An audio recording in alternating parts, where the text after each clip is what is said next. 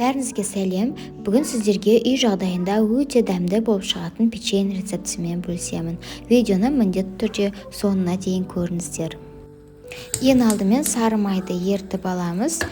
Сары майымыз ерігенше жұмыртқаға қантты қосып, аздап тұз салып, барлығын жақсылап араластырамыз.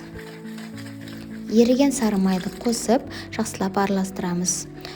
Одан соң ұнды қосып, барлығын жақсылап араластырып, қамыр илейміз.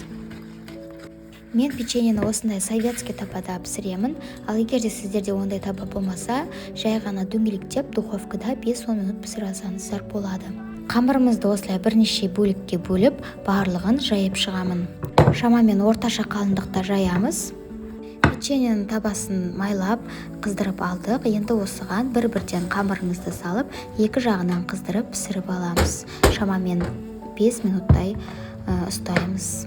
Мінеки печеньеміз дайын болды. Өте жұмсақ, тәтті болып шығады. Осы рецептпен пісіріп көріңіздер, өте оңай, және де менің каналыма тіркеліп қойыңыздар.